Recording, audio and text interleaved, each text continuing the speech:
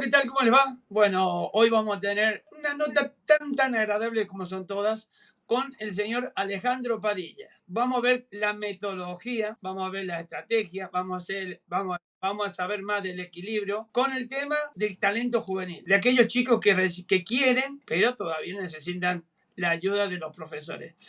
Don Alejandro, ¿qué tal? ¿Cómo le va? Muy bien, Alberto, mucho gusto. Aquí estamos para lo que estime conveniente. Bueno, como nosotros queremos saber más de cómo es todo ese trabajo que realizan ustedes, que es muy importante para el día de después, vamos a empezar con las preguntas y ver cuál es el mejor método de entrenamiento o cuál es el más efectivo para el desarrollo de este talento juvenil. Yo no sé si llamarle método, pero una forma de trabajo globalizado, donde uno generalmente ve aspectos técnicos, tácticos, psicológicos. En el día a día siempre vamos corrigiendo de todo. En el fútbol formativo es mucho lo que hay que mejorar y desarrollar. Yo creo que, bueno, diferente, por eso te decía, está bien acompañado, porque podemos pensar diferente incluso. A veces se ve más importante la táctica, otras veces más lo técnico. Y al final de cuentas, yo creo que es una suma de aspectos a mejorar, a desarrollar. ¿Y cómo se equilibra ese tanto técnico como táctico y como físico en el entrenamiento de estos chicos? Bueno, de Yo estos chicos, creo, de estos jóvenes jugadores. claro, yo creo que aquí el entrenamiento es fundamental, pero además la competencia. El hecho de competir siempre nos va dando otras luces, otros aspectos en el día a día, el fin de semana, cuando jugamos. Entonces yo creo que ese es el momento donde uno busca el equilibrio, que a veces puede resultar, a veces no. Nos quedamos tristes, amargados porque no se da lo que uno quiere o lo que uno entrena, pero es parte de eso, pues, del juego. Y las estrategias que se usan para motivar o potenciar el crecimiento personal de estos chicos, de estos jóvenes jugadores. Bueno, el día a día yo creo que el entrenamiento, bueno, uno siempre tiene un cuerpo técnico completo, preparador físico, técnico, por supuesto, hasta en su momento la parte psicológica va acompañada, vamos mejorando, vamos de alguna forma desarrollando esos aspectos que son débiles en el chico, porque tú te vas a dar cuenta que llegan con muchas deficiencias. Entonces el equilibrio lo vamos viendo día a día en el entrenamiento y bueno, complementando con eso es lo que uno entrenamos por partes a veces. Lo técnico, lo táctico se va dando una suma y lo vamos viendo el día de la competencia. Claro. Y esas cualidades que se buscan, ¿cómo la intentan canalizar ustedes? Bueno, fundamentalmente aquí uno puede opinar diferente, pero las cualidades técnicas son fundamentales, las habilidades, su relación con el balón, su visión periférica, cómo si ve más allá o no. Uno generalmente va de alguna forma quedándose con ese chico que tiene una amplitud es inteligente en el juego, le llama a uno, pero que tiene una visión más amplia que otros, pero sumado a sus cualidades y habilidades técnicas. ¿Y cuál es la importancia que puede tener en el desenvolvimiento, digamos, de grupo? Importante porque yo creo que el fútbol, siendo un deporte colectivo, siempre destacan o resaltan las habilidades individuales. Por puesto, en el bloque, ¿no es cierto? Podemos decir un arquero, un delantero, siempre te va a llamar la atención. Y ahí está el trabajo del entrenador, del cuerpo técnico, de alguna forma ir sumando esas habilidades individuales para llevarla a un beneficio colectivo, que al final que es lo que uno quiere. Bueno, una vez un director técnico argentino dijo que con jugadores inteligentes se pueden lograr muchas cosas. ¿Qué importancia se le da a estas palabras el estudio? Mucho. Yo creo que, mira, no sé, por eso te digo, podemos, diferentes técnicos pueden pensar diferente, pero por ejemplo, en lo personal, porque al final ir al colegio, rendir pruebas, te va de alguna forma, por decirlo entre comillas, problemitas a superar, responsabilidades a solucionar. Entonces, en la cancha yo creo que es una suma de lo mismo, responsabilidades. Y si el chico es inteligente, está de acuerdo con las tareas que tiene que cumplir, yo creo que me va a dar resultado a futuro, en la competencia, en el futuro de su vida personal, que sea inteligente, que sepa valorar lo que se le corrige, lo que se entrena día a día y para qué entrenamos, que es lo importante. Y ahí en algunas cosas uno puede diferir, por el sentido de que no todos tienen la posibilidad de estudiar, pero sí a lo mejor de practicar un deporte. Y yo creo que el saber leer o el saber escribir pero tenés una atención especial, también puede ser un gran protagonista dentro del equipo. Claro, mira, nosotros generalmente en nuestro club siempre nuestro objetivo es desarrollar al chico en forma integral. Y cuando hablamos y ocupamos esa palabra, significa que sea un buen hijo, un buen estudiante, un buen compañero, un buen amigo. Al final de cuentas, el fútbol pasa y la vida sigue. Entonces, si es que no le va bien en el fútbol, dependiendo de los niveles a los que pueda llegar, va a ser una buena persona, va a ser un chico que le va a servir al país, le va a servir a su comunidad, a su familia. Así que por ahí va lo nuestro y desarrollarlo en forma integral. No, no solamente en el aspecto del fútbol, sino que vaya más allá y que logre de alguna forma superar obstáculos y que sea una persona útil para la sociedad. Ahora, ¿qué métodos o qué estrategia se busca para mantener a los jugadores motivados cuando las cosas no vienen bien, cuando son momentos difíciles? Bueno, es difícil, ¿ah? En lo que a mí concierne, está la competencia, está el día a día, querer llegar a ser titular, a jugar en la selección de la categoría, representar a su país. Y por último, decirle que el día de mañana puede estudiar en una universidad becado, puede estudiar gratis, por decirlo así, puede lograr una profesión, pero siempre uno tiene que ir viendo las motivaciones, porque en el chico lo más fácil de repente es la frustración, porque no logra lo que quiere, no juega como quiere, no siempre es titular o no siempre es resaltado entre sus pares. Entonces la motivación yo creo que es una tarea importante que tiene que ir el entrenador dando día a día. Y con estos jóvenes futbolistas, deportistas en general, ¿cómo se trabaja ese aspecto de la concentración mental, vamos? Claro, bueno, ahí hay diferentes ejercicios, ¿ah? A través de nuestro entrenamiento. Hay ejercicios que con tareas, uno le va otorgando, dando responsabilidades, y en el juego uno se va dando cuenta si son capaces, ¿no es cierto?, de retener, de transformar una tarea en un objetivo. Para eso es el entrenamiento, para ir dando pequeñas tareas a cumplir, y ahí uno va viendo el chico que es concentrado, que sabe que es una tarea. Un ejemplo, jugar a dos toques nomás. Si le da tres, cuatro porque no entendió la tarea y uno lo tiene que obligar, ¿no es cierto?, a que la cumpla. Yo te pongo un ejemplo, pero hay diferentes formas donde uno puede darse cuenta si qué nivel de concentración tiene. De más está decir que en un partido que sea competitivo, en un balón detenido, por ejemplo, tú te das cuenta si qué grado de concentración tenemos. Si tú me preguntas a mí, 15, 16 años es muy difícil de mantenerla, hay que estar siempre atento, o el ayudante que somos nosotros ahí, que somos los que ayudamos desde afuera, lograr que eso ocurra, pero la verdad siempre cuesta. A ver, si un jugador es dentro del campo buen jugador, pero fuera de lo que es el rectángulo del estadio, tiene problemas qué sé, de entenderse con la gente o de un comportamiento que no es normal.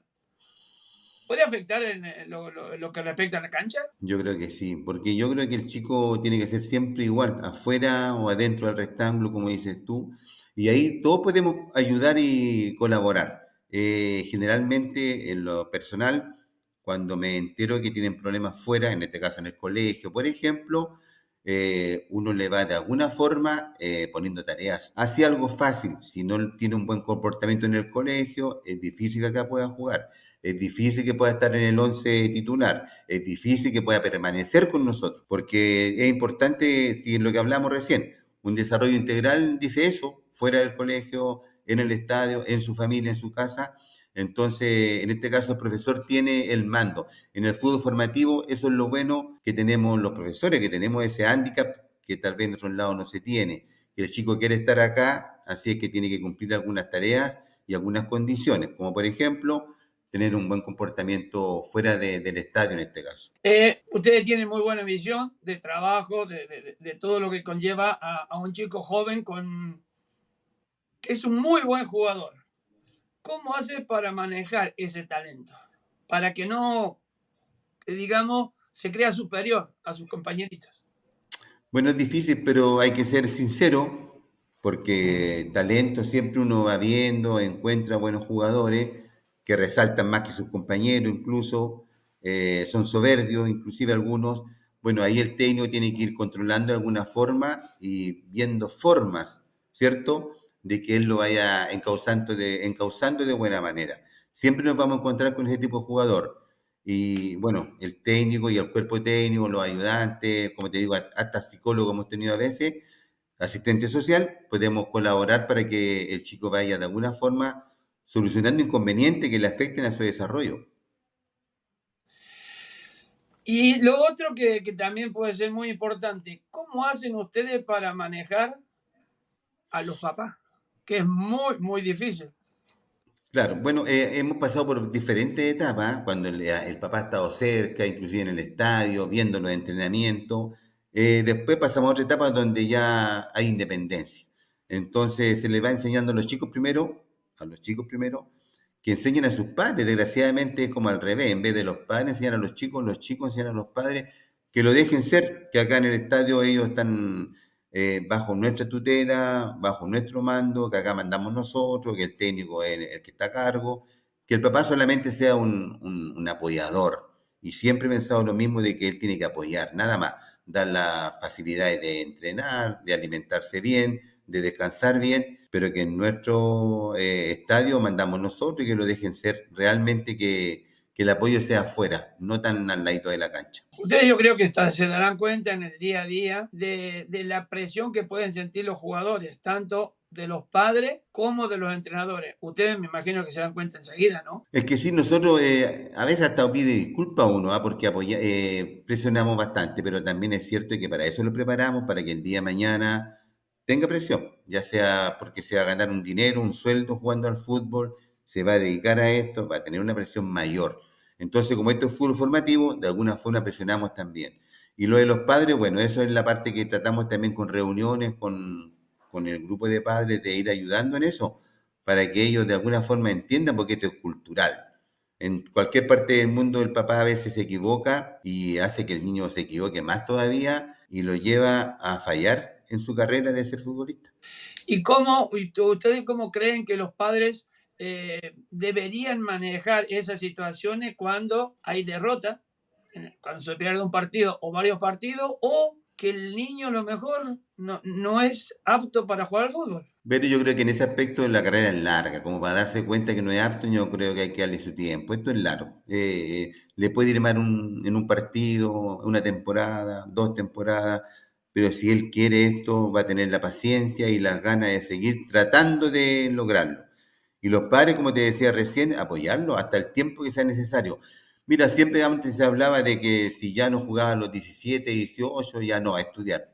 Con el tiempo uno se ha dado cuenta que a veces la carrera es más larga, o sea, la vuelta es larga y a los 20 recién aparecen.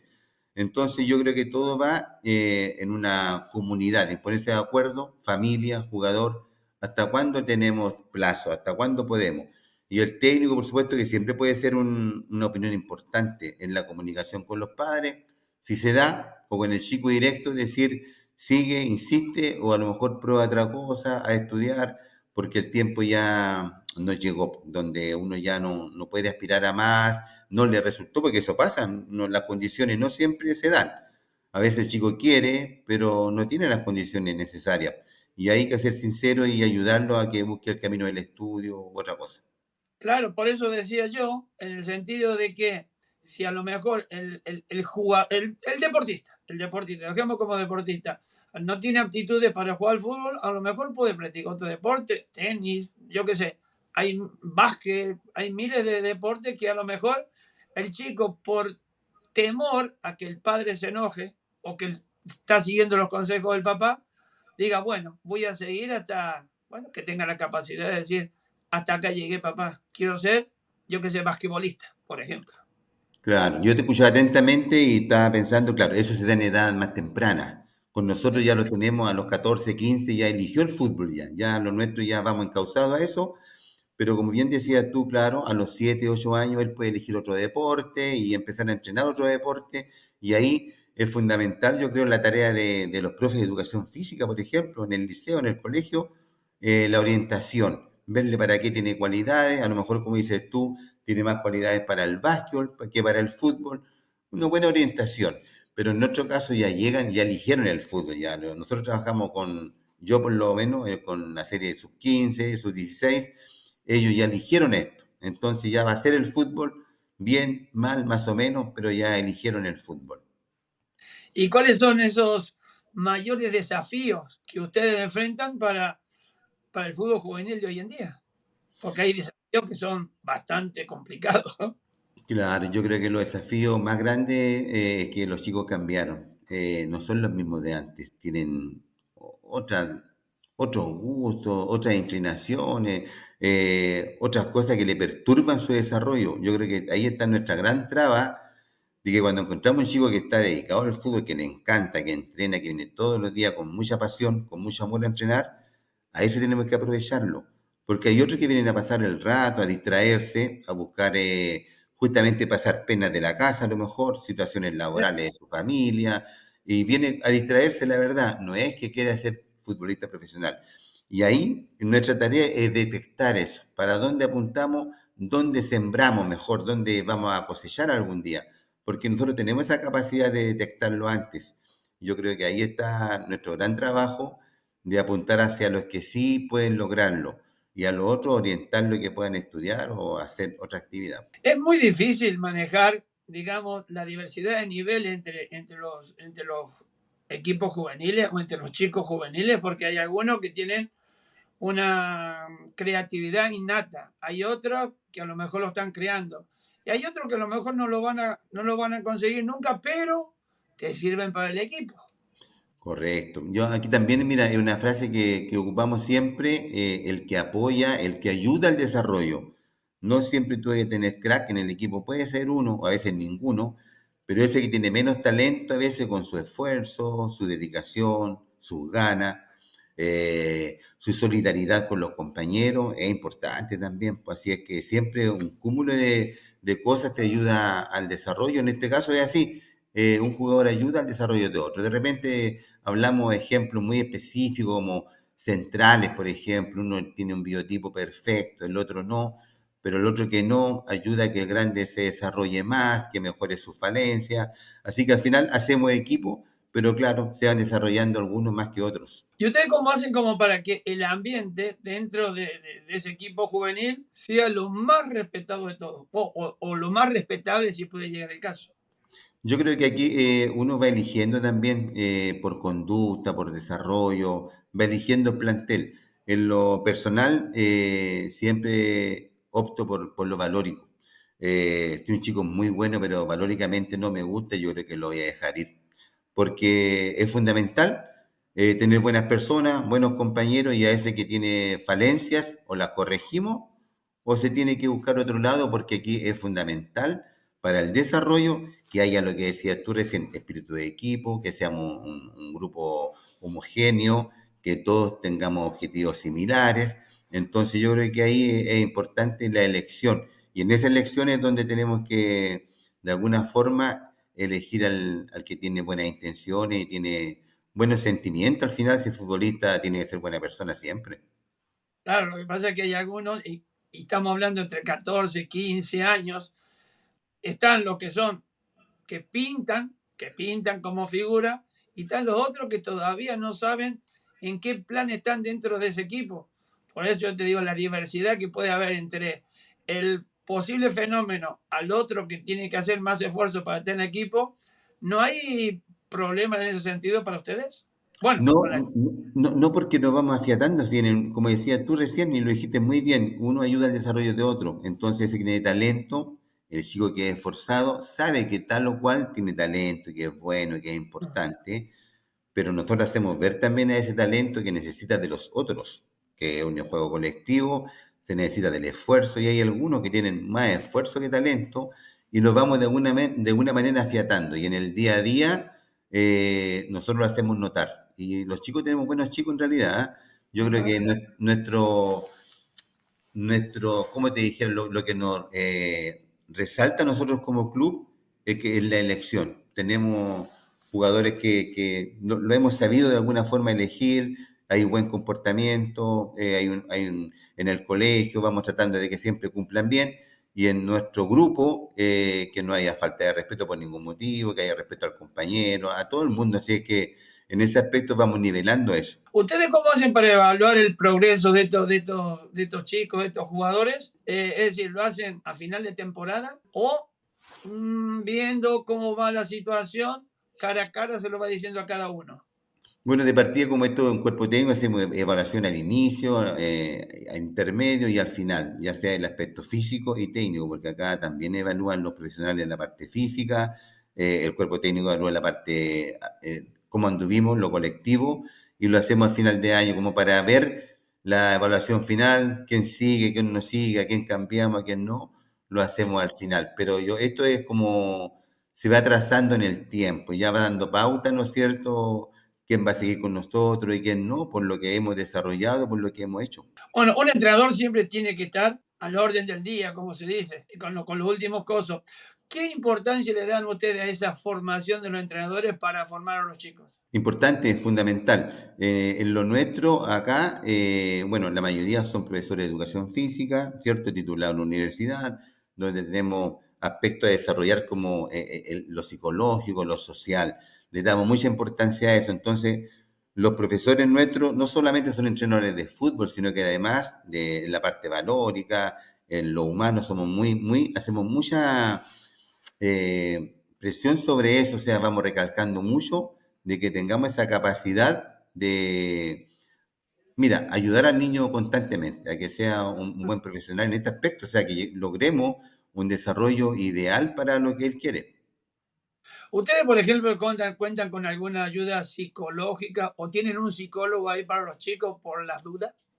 Mira, lo hemos tenido y a veces no, pero estamos en ese camino. Hoy en día estamos en eso de que lo vamos a tener por diferentes motivos, a veces no lo hemos tenido. Bueno, hay factores, pero Bien.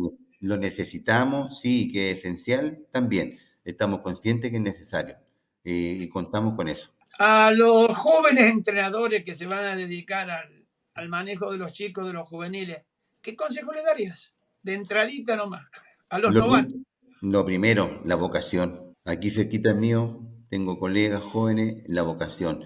Uno no tiene que estar acá porque algún día le van a hacer una entrevista como esta, o por la televisión, o por el éxito personal.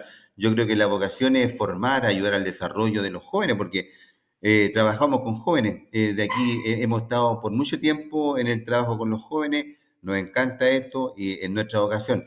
Así que al chico joven, la vocación, que quiera lo que haga, fundamental.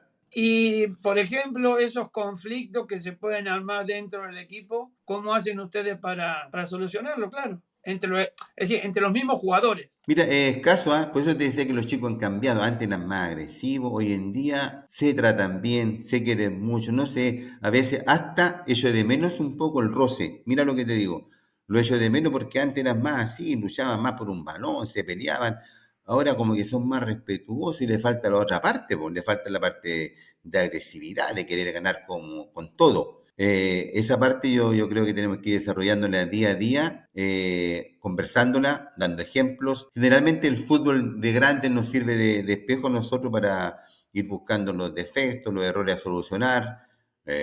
Hoy en día hay clasificatorias, vemos los grandes equipos, qué tenemos que imitar y qué no.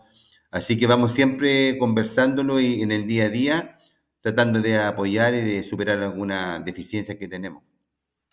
Cuando ustedes ven un jugador talentoso, de eso que decís, wow, este puede ser mañana la figura, y no, y no ven que en los entrenamientos se esfuerza tanto o más que los demás. ¿Cómo viene un tirón de oreja? ¿Lo hablan o lo dejan sentado en el banco? Claro, no, en lo personal siempre el tirón de oreja y la observación directa, porque yo creo que ahí no hay otro camino, yo creo que, bueno, a lo mejor antes, antiguamente, quién sabe, el talento lo cuidaba, poco menos, no sé, no lo corregían, pero hoy en día ya el fútbol cambió, hay muy buenos ejemplos a nivel mundial del esfuerzo, del sacrificio, de la perseverancia, ¿cierto? Entonces es más fácil corregir eso, así es que al talento hay que ponerle los pies en la tierra rápidamente. Alejandro, uno de los momentos más complicados en la vida de un deportista general es las lesiones. ¿Cómo hacen ustedes como para que este jugador no sufra después de una lesión y la recuperación a continuación? Bueno, ahí tenemos profesionales en eso, kinesiólogos, preparadores físicos que yo hoy en día los veo muy bien documentados al respecto. Así que todo tiene su tiempo de tratamiento y de post-tratamiento, así que es con pausa. La vuelta al entrenamiento, la vuelta al trabajo específico de jugar, conlleva, digamos, un tiempo de rehabilitación. Así que en eso yo creo que estamos bien, que hacemos lo necesario para que el chico vuelva estando seguro de lo que puede hacer. Alejandro, te agradezco infinitamente por habernos compartido con vos todo ese trabajo que hacen ustedes ahí en Huachipato. Muy agradecido. Hemos seguido aprendiendo porque esto día a día se sigue aprendiendo más y te deseo la mejor de la suerte. Mira, yo también quiero agradecerle a usted el contacto y agradecerle a un colega joven, Miguel Esparza, que tengo aquí cerquita mío, porque si él no hubiese apoyado habría sido difícil, porque tenemos mala señal, siempre algo falta, pero gracias a Dios hoy día resultó todo bien, así que le doy mi agradecimiento y a ustedes, por supuesto, por la posibilidad de conocernos. Muchísimas gracias. Yo tampoco soy en tecnología, me ha llegado bastante tarde. Por eso siempre pido ayuda, así que no tenga problema. Muchas gracias. Un abrazo. Chao. Un abrazo para ti, un gusto.